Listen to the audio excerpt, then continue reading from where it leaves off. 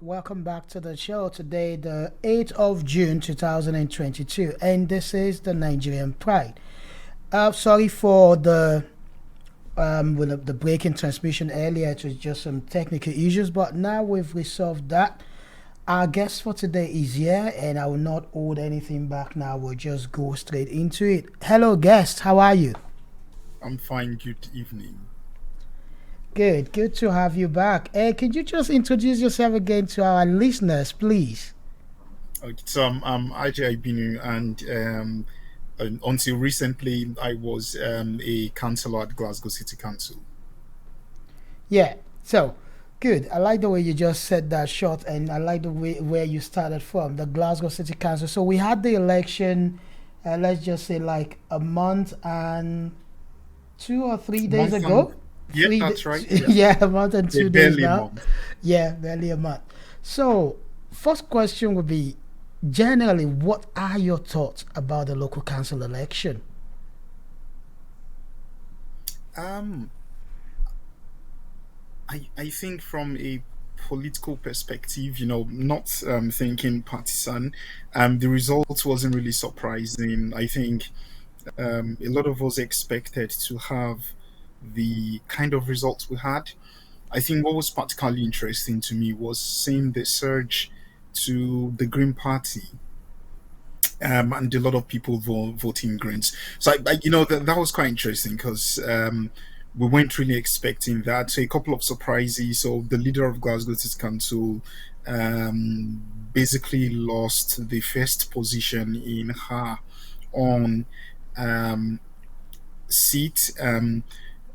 And she was the green candidate came ahead of her in terms of number of votes, so that was quite surprising. As I say, people weren't really expecting that.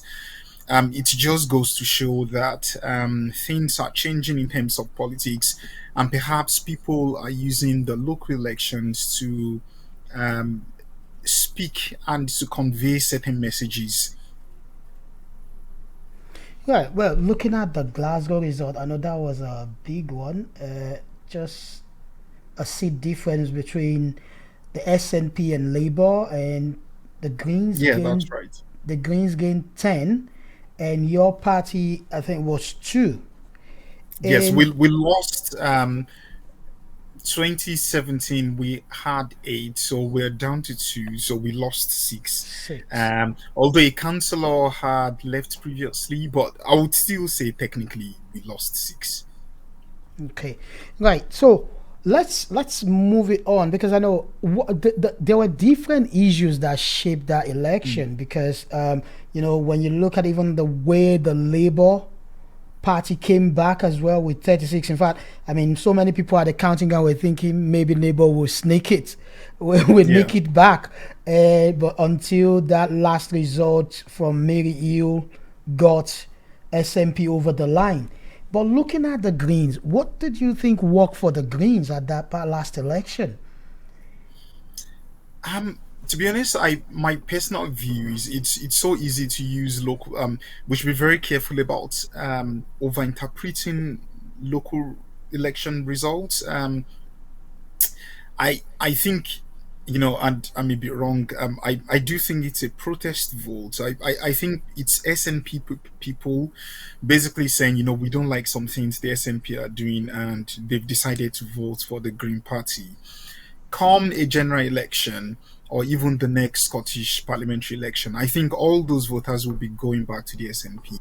Most of them will. So I just think it's basically nationalist voting grains. I don't think people have suddenly developed a love of the Green Party. That's just my view of it. Because when you look, that's the only rational explanation for it. When you look at the change in the Green vote compared to 2017, you can't really have that sort of level of change without something not being behind it. It's not suddenly because the Green Party are fantastic. It's basically because people perhaps wanted to send a message to the SNP as well, and maybe they didn't like some things in Glasgow, and they were never going to vote for Labour Party or even for Conservatives or for Lib Dems. And then they've said as well, the Green Party also believes in independence, and so would give the Green Party a vote. But Vote. as I say, I'm not expecting this to be reflected in a general election because I think all those voters will go back to the SNP.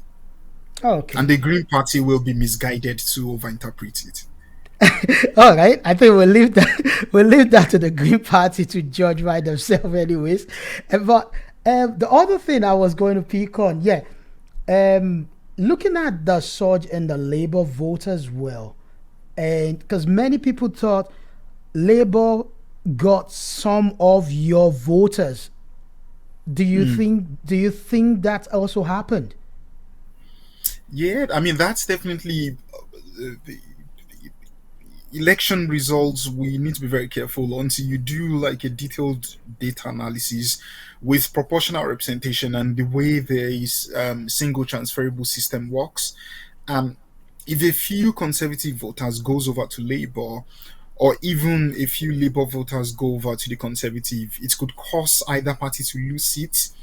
So I think what was happening in 2017 was because there was a threat of a second independence referendum. We had Jeremy Corbyn then. I think he was already the leader of the Labour Party. And so you had quite a lot of conservatives a lot of Labour Party members who voted conservative. And as a consequence, we won seats, Labour lost seats. If you actually do a calculation, I think last time Labour had was it 31 seats. I can't remember in 2017, and this time around they've had I don't know how many seats they had.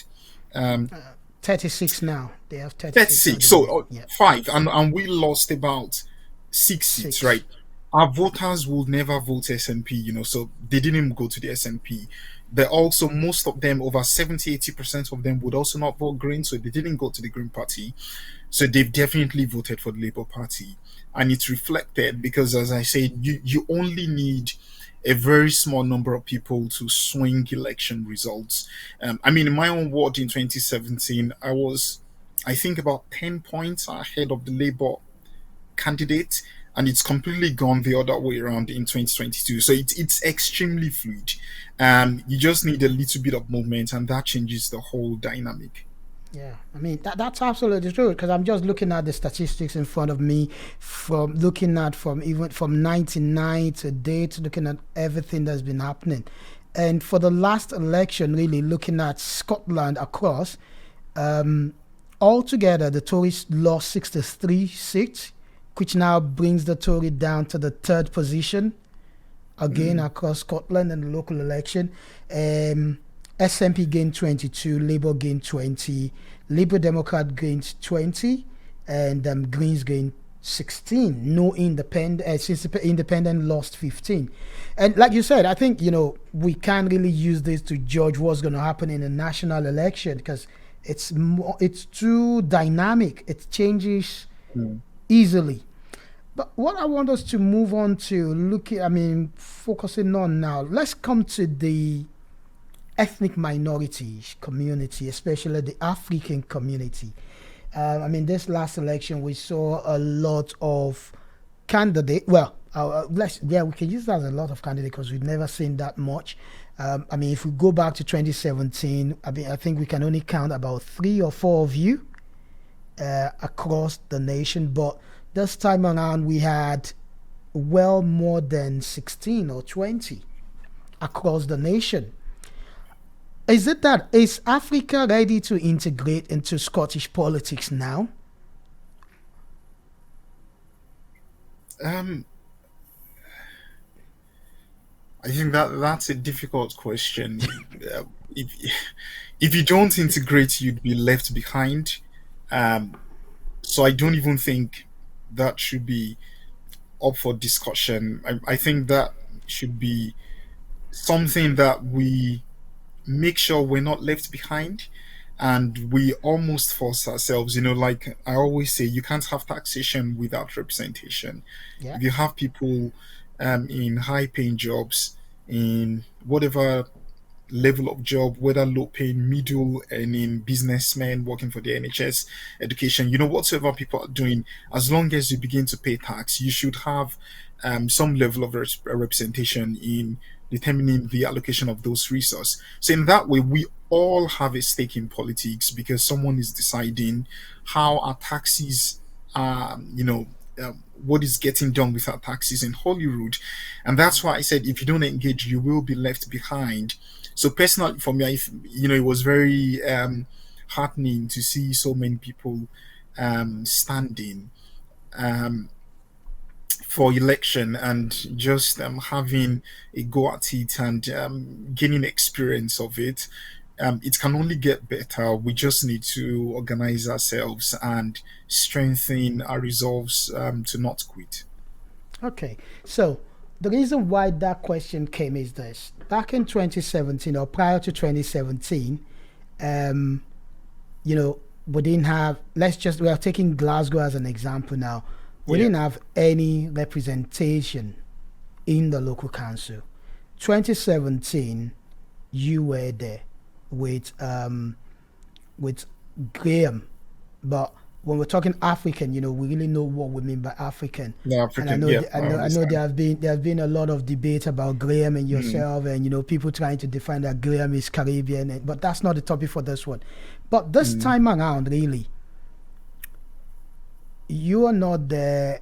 We only have Graham this time, and if we even broaden it to the whole of Scotland, we only have one African elected councillor, and that's in Fatima Joji of the SNP. And the question begging is, what is happening across party? What is happening to the African community? To be honest, it's something that I grapple with, and it's a source of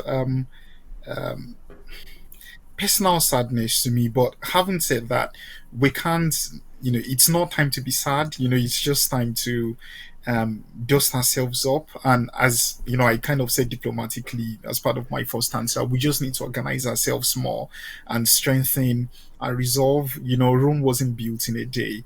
But having said that, there are serious issues. Um, if you look at population of Africans, we now have. I don't want to speak about Edinburgh or Aberdeen or other cities, but certainly in Glasgow, we now have, in my opinion, a sizable population of Africans in Glasgow. And as I said to someone yesterday, we'll wait for the recent census and we'll wait for what it says. And when that census is completed, I think people will find it interesting to see a huge change from when the last census, which was in 2012, the massive change in demographics. Um, we need to amplify our voices. Previously in the past, I would have said, we need to organize ourselves and do a couple of things. But seeing so many Africans stand and them failing tells me that um, there could be other things going on here and other factors at play, which is kind of not very helpful. I think on the political parties, I think parties need to realize that. Let me describe it this way: if a car is already on 50 miles per hour, it's easy to accelerate to 70 miles per hour. You only need to inject a little bit of gas. If a car is at 10 miles per hour, you cannot suddenly go to 70 miles per hour.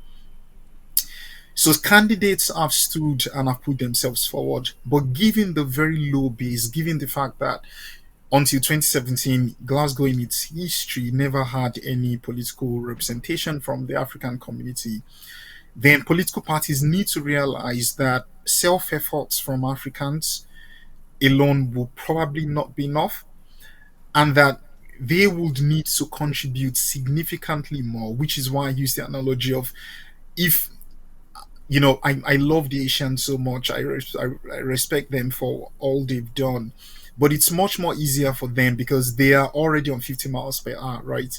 You can look at Rishi Sunak. It doesn't even matter whether you're Labour SNP because he's Asian. You can look at Hamza Yusuf is Asian. These guys have experience. Even I think in 1980s, Anasawa's dad was an MP. So they already have a history. I mean, the African community only barely got in a council in 2017. We don't even have any representation in Holyrood. These are huge mountains to climb. So you can't really say, oh, after all, the Asian has put himself forward. Why did the African not do it?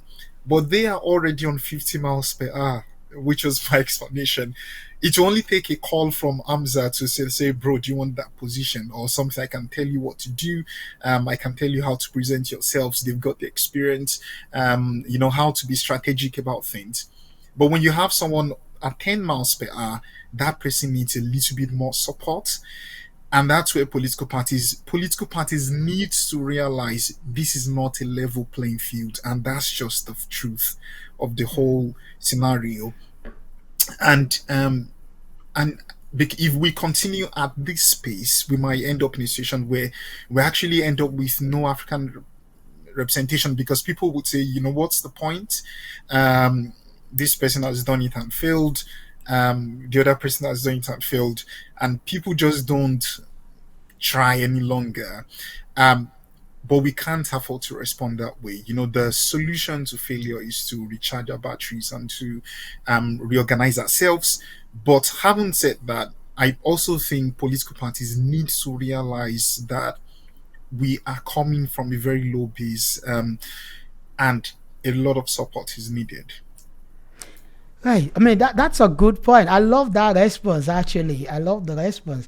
And the thing, you think about it, and I mean, there are some things. I know you've been diplomatic with your words and terms at times, but the truth is that from what we saw in this last election, looking at African candidates generally, I mean, apart from yourself, who was standing in Mm, Victoria Park, if you look at others who stood in Eastern Battenshire or in Aberdeen or Edinburgh, where the words they were put in, the kind of places the parties put them across parties now, put them to stand, looking at it even before the election, they stood no chance of getting elected. mm. Or don't you see that? Yeah, yeah. I mean, I totally agree with you, and that's why personally I would advise people that one of the things which I'm at pains to say to people as well, we need to value our own self dignity, and not be fed crumbs. We are people of value. A couple of us outside of politics, we have very, very serious jobs. And being in politics, it's not something that, oh my gosh, I'm now the MSP, or I'm a councillor. There are people who actually come from very, very strong backgrounds, and they I would say that that's something for political parties to be aware of. There is no point. Personally, myself, I would never stand in any election that I'm not going to win. There are a couple that I've done in the past, and I'm just not going to do it again. Not because I'm arrogant or anything, but we need to be very careful. Africans cannot be fed crumbs, and we just need to make that. We need to say to political parties, what can we bring to the table? What can we contribute? Instead of having 50 candidates in unwinnable paper candidates, as they call them in politics, maybe we should just have one who stands a chance of winning, and people can coalesce around that candidate. And if the candidate is of your political persuasion, even if not your political persuasion, you can encourage the person to pursue their own dreams and fulfill their own dreams. But the pattern of putting people in unwinnable seats, to be frank, I would actually ask people to start rejecting it. And I am not bitter or anything. Yeah. People might think that I've won an election, so but I've just seen that for us to rise as a people, we need to be a tad bit more forceful, not in a bad way, gentle force, strategic, patient. You can't have people with highly educated people being put in unwinnable seats. It's just not acceptable. People who have already contributed to Scottish life, distinguished members of society.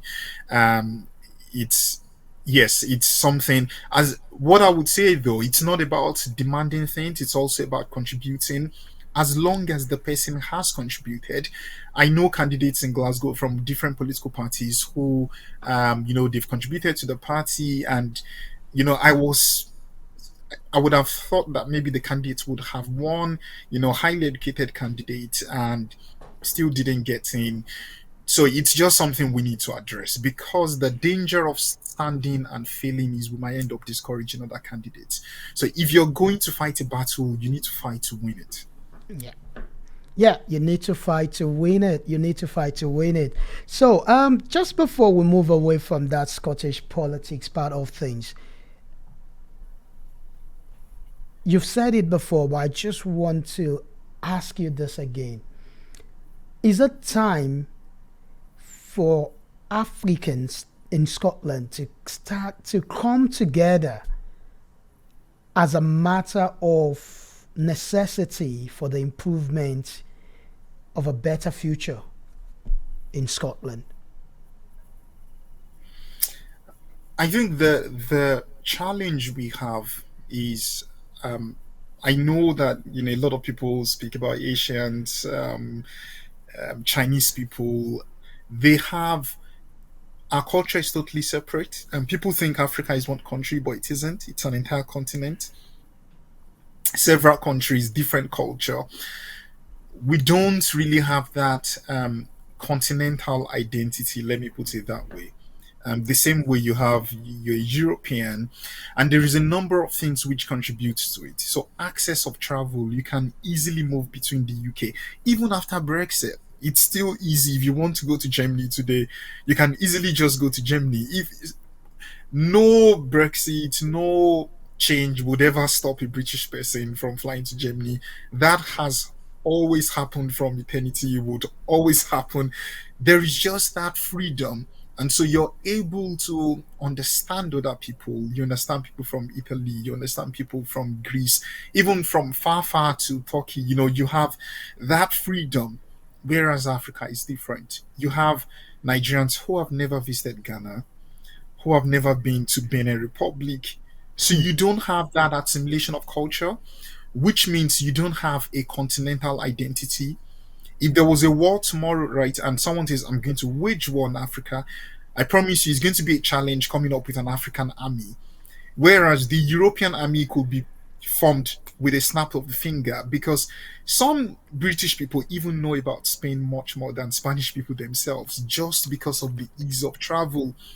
But we just don't have that culture in Africa. So that isn't helping us.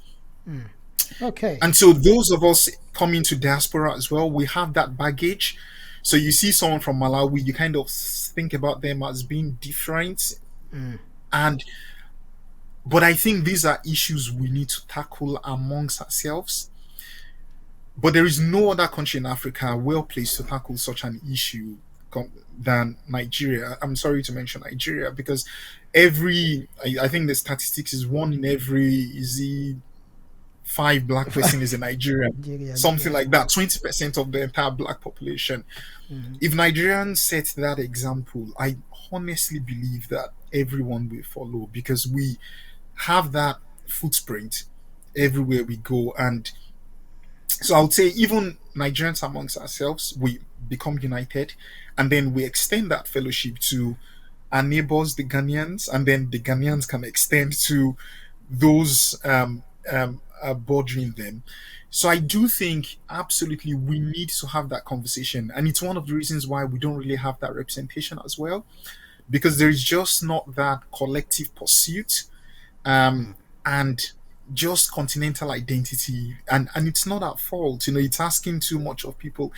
I've never traveled to Ghana myself, but if you're in Europe, it's absurd if you're German and Germany is where you've lived all your life. That's just not something that European. At least you would have gone to France, you would have gone to Italy. Even if you've not been to the UK, you would have been to several European countries.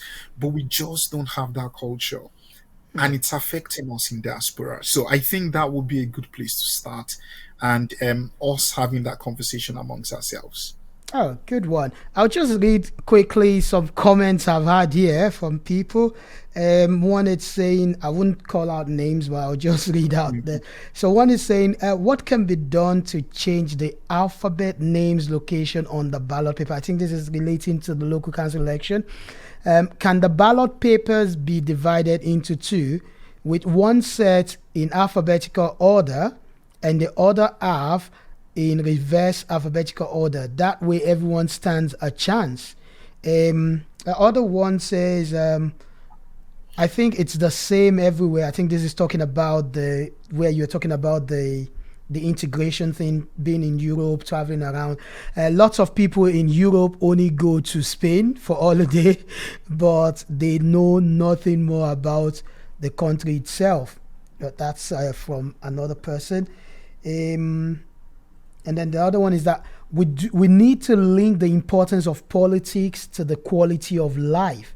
That is that's the missing link. Well, I mean, looking at that word, all the feedback there. I mean, what people are saying there. I'm just going to pick on that one on the ballot papers because we know in the local Mhm. council elections, names are arranged alphabetically, and I mean, you are one of the few ones from Africa who have both names starting with Alpha. And Mm. when you look at most son names from Africa, they are always OS. You know, the other end of the Yes, that's alphabet. true. Yes. And you know, it always seems like that's a disadvantage when it comes to local election. And the example is that when someone comes to the polling station to vote, if the person is a Labour voter or Tory voter or SNP voter, all that is on his or her mind is, I'm getting there, I'm looking for the sign of SNP or my party, put it there, and that's all. So Yeah, I do think you that's subscribe? a, Sorry, I was just going to well, say, do that you subscribe to that suggestion? I mean that's a good point. It's clearly it's not as valuable as people think because it didn't help me. Um, for my own name is on top of the list because I've got a first letter for my first name, first letter for my second name. There are very few people who have that kind of combination. So even in the council when we are voting, it's always my name and then someone. So I'm always first, and it's been like that throughout my entire life. But with voting, I to be honest, I don't think it really helps here because the electorate are well informed. Most people are actually quite diligent in the STV system, and people read leaflets here. That's the other thing a lot don't realize.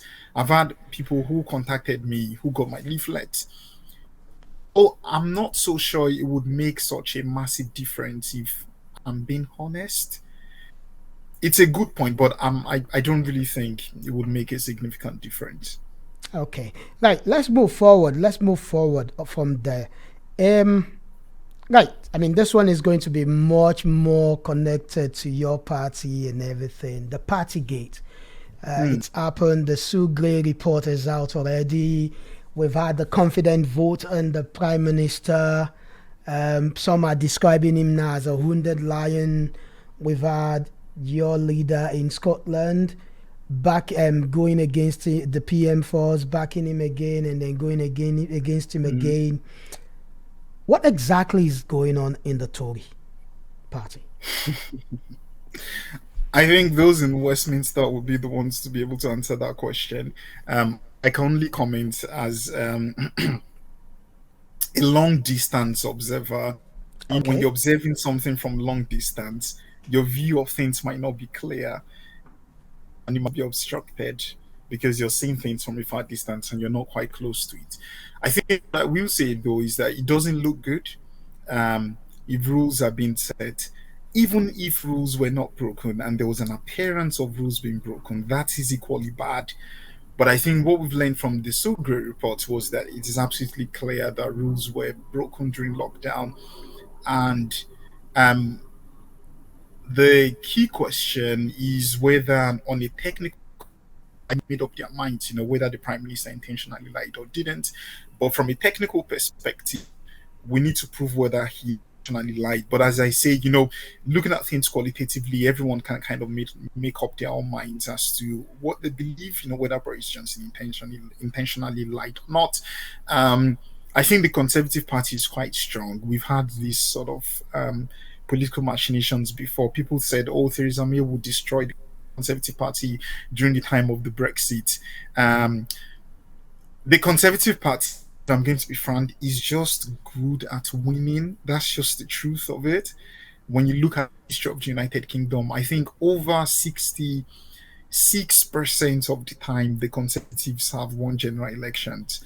In fact, the last Labour leader, which was Tony Blair, was Gordon Brown, sorry, was in 2010.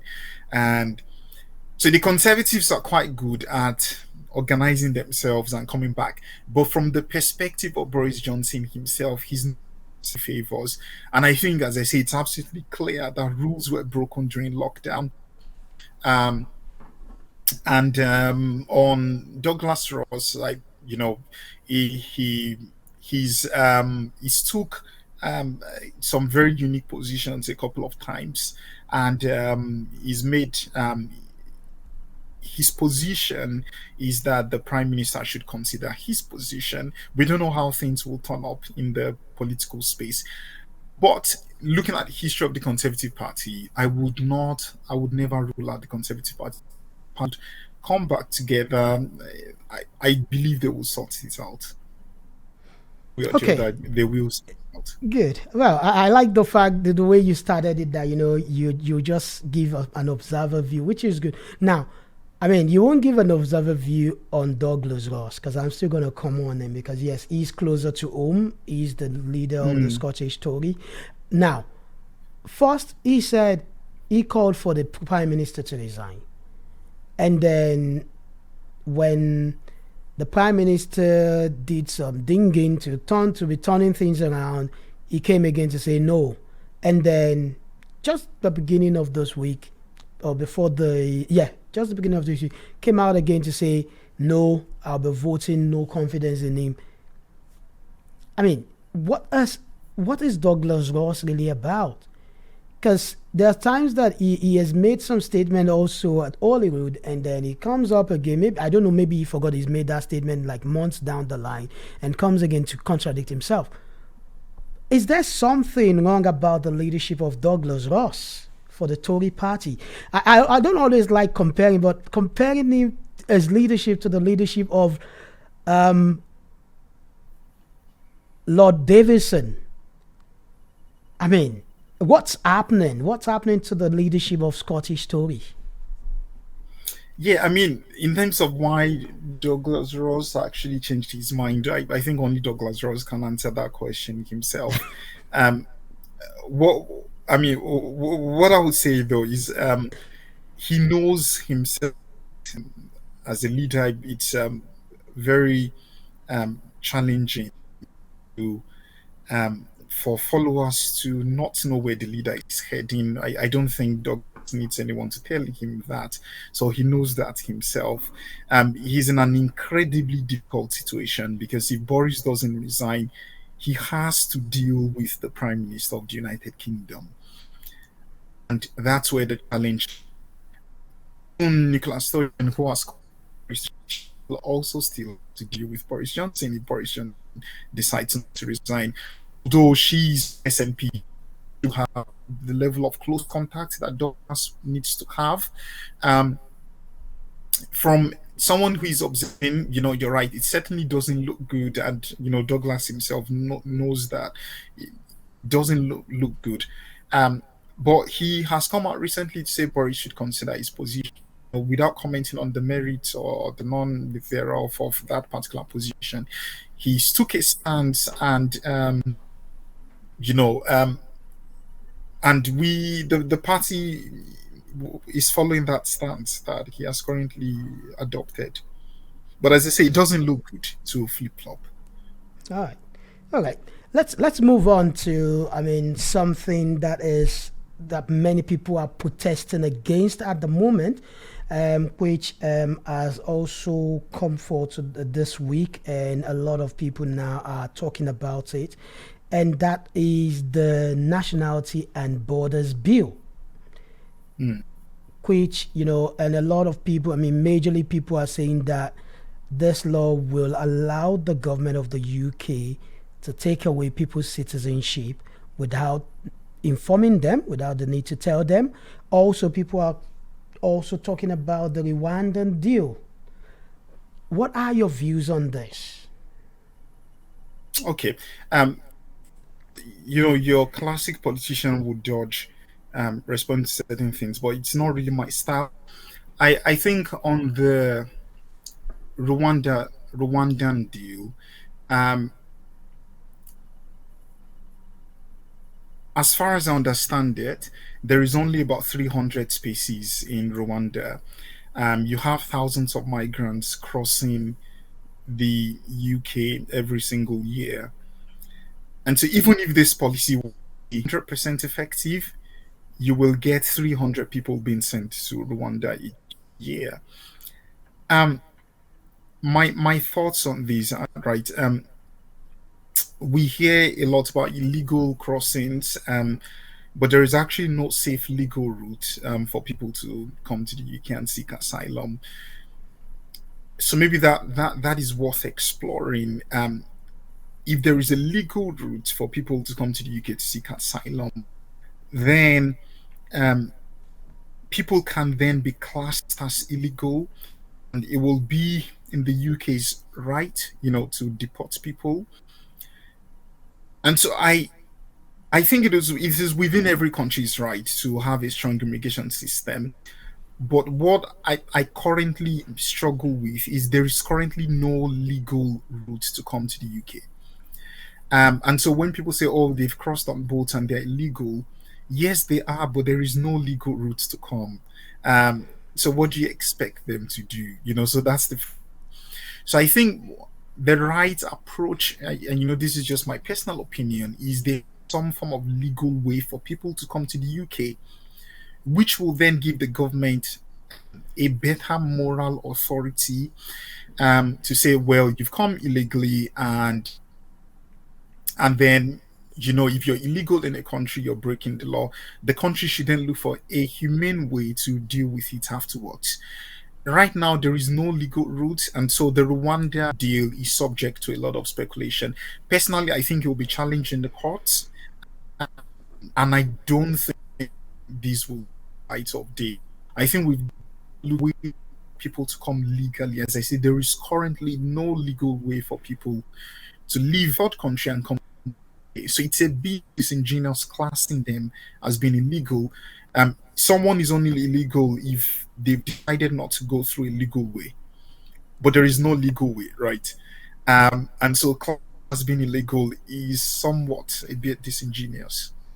I mean, something I've heard from people again is that, with the records of the Rwandan government at human Mm, rights, respect for human rights. I mean, that's one thing you hear from every corner of on the Rwandan deal, that Rwanda has not got a good record when it comes to human rights, respect for human rights. Is that not something even the Home Secretary should be thinking about in reversing this? I mean, I think that you know human rights is always something we should consider. Things about these. I've got people who, in a way, they think they're on the left of politics, but even people trying to demean Rwanda as well. So I think we've got to be very careful about this. As an African, I was hearing TV station. Well, it was Question Time, and it was Zamir back then. She went to Kenya, when she was getting Brexit deal, and someone said, "Oh, she even went to Kenya, Kenya that does not have the economy of Leeds." And the person was supposed to be a Labour Party member. So we've got to be really, really careful. I think legitimate question, the question you've asked about human rights is a legitimate one, and the UK government needs to be able to satisfy those questions.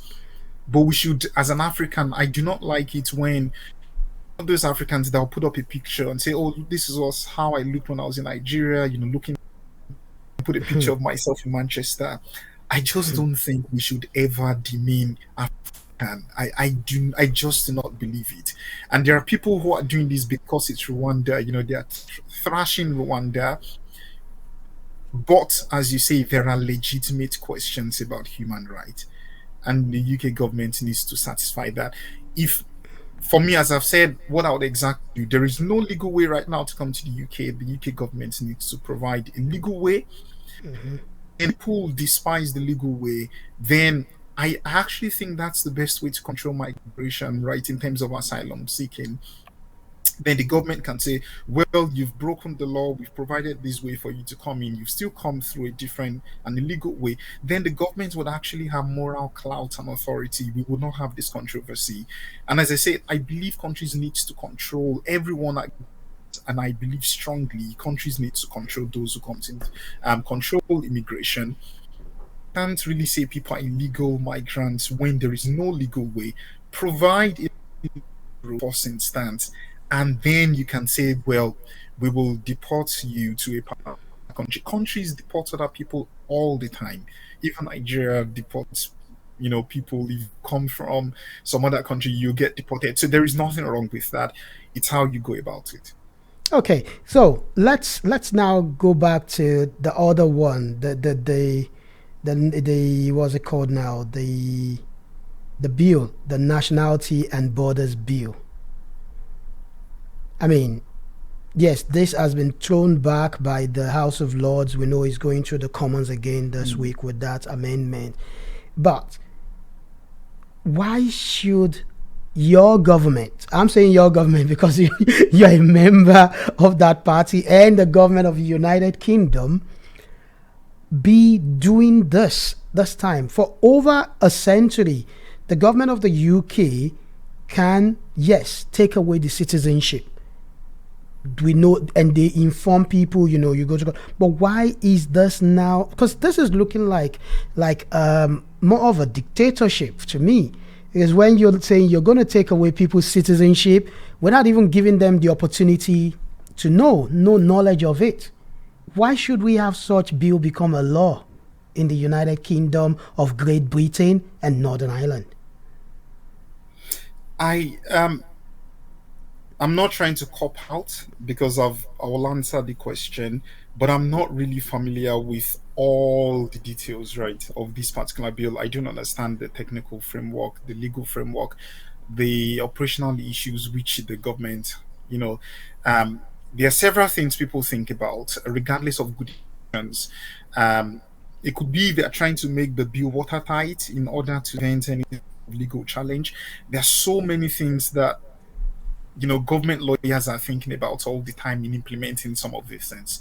Like I said to people as well about the Rwanda deal, sometimes politicians are guilty of coming up with headlines when you drill down. Like I said, for example, the Rwanda deal, only Rwanda only has space for 3 people. Yeah, in Cali, right? People have crossed the channel last month. I don't know, thousands people crossed. So when you actually look at it, it's not. It's I the some politicians are making a big deal of it from our own party, so that people don't think from our own party, perhaps because they are trying to appease certain sets of in their own hearts of hearts, they actually know it probably wouldn't make much of a difference. A level of political cynicism going on as well, and which is what we need to be really careful about. In terms of taking away citizenship, I would see the detail of it. Would it be first attempt who gets to sign these off? Will someone else see these? As I say, sometimes these things are done on perhaps to circumvent legal challenge. And would it also be done on what are the grounds for taking away citizenship? We don't know that level of detail. Would it be on national security ground? Because it might be, when you look at the law itself, it might be you can only do it on national security grounds. There will be, I've learned from experience, there's always a small print, and you'd find that it's not exactly what it is. And also, politicians turn things into political football. So I'm very, very careful about these of jumping on it and just commenting. But if what you're describing to me is exactly as it is. Take citizenship from every single person, then I think that needs some a high level of consideration. Having said this, if such a thing, even when government passes laws, it still gets challenged. So I would expect legal challenge. I think we should wait and see more detail about this and know what's actually needs, like the Rwanda deal as well. Immediately, some conservative commentators heard that the Rwanda deal, you could only deport 300 people a year. They were like, so what's the point of it? So it's that kind of, you have a lot of campaigning going on, electioneering, and we need to be careful. But right, I hope it's not what you've described, because that would set a bad precedent to just take away people's citizenship for no reasons. But it might be a very narrow criteria, very high criteria, security guards that the person has done X, Y, and Z. And in practice, they might actually not be able to do it.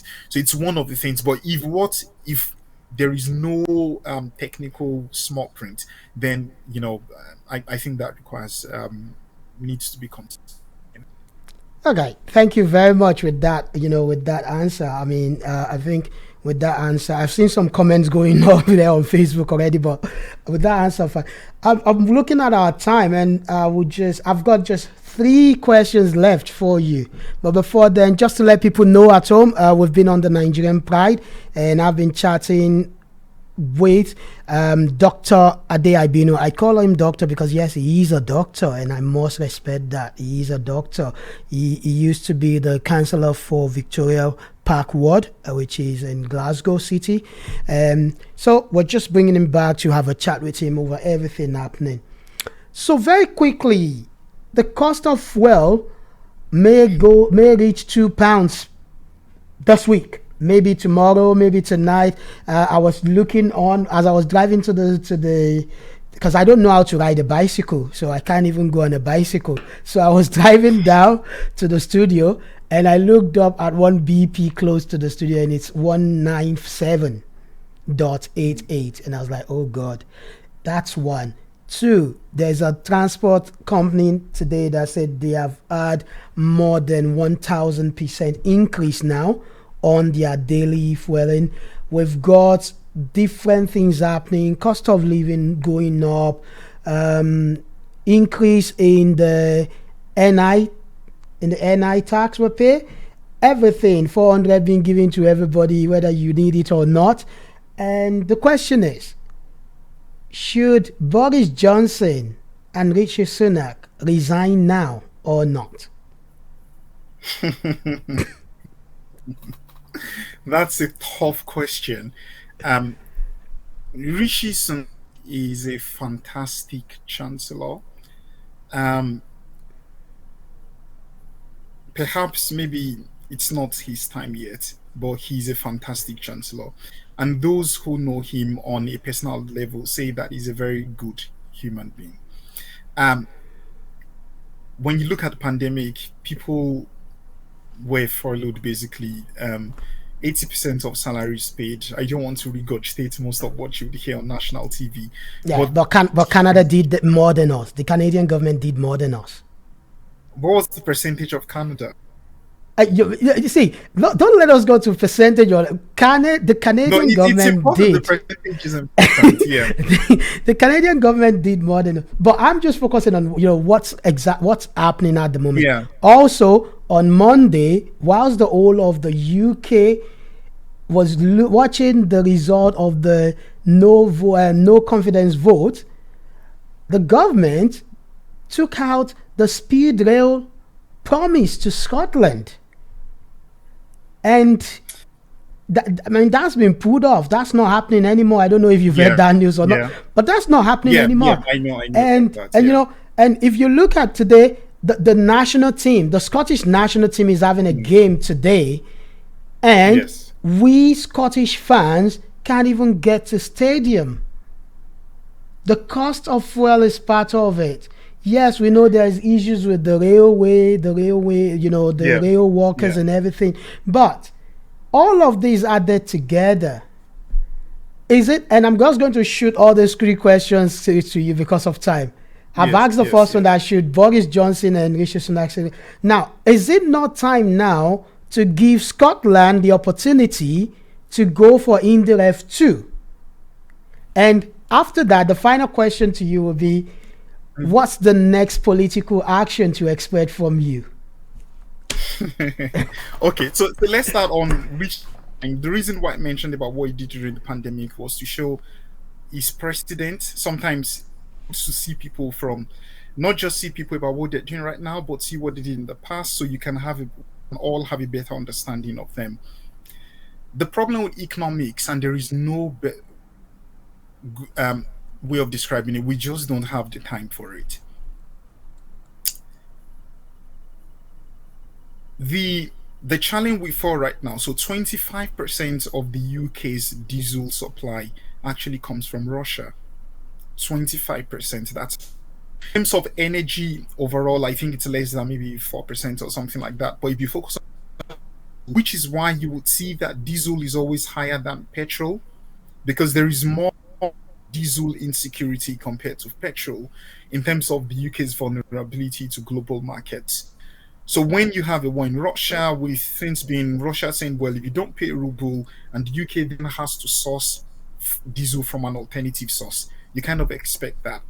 But I would not also deny that profiteering has been going on. So Rishi Sunak cut the fuel duty by 5p, but that never got passed on to the consumers, because these guys are basically, what they did was to shoot up the prices, so that when Rishi implemented the 5p cut, then they just brought it down to the level they wanted it to be. So for example, and you knew the chancellor was going to say cut it by 5p, so they moved it to 195. When the chancellor announced cut by 5p, they moved it back to 190. So you have all these things going on. You're dealing with global conglomerates. There is no easy solution to this. In terms of fuel itself, rail in Scotland, we've had issues with rail strike. There in London, we have um, there's threat of strike as well. I don't know what they, and I don't think anyone should pretend there is, because when it comes to fuel, it is a main issue. I think inflation in the US right now is between 8 to 10%. UK is also being projected to 18%. The the US has energy reserve for I don't know how many years, and yet they are suffering.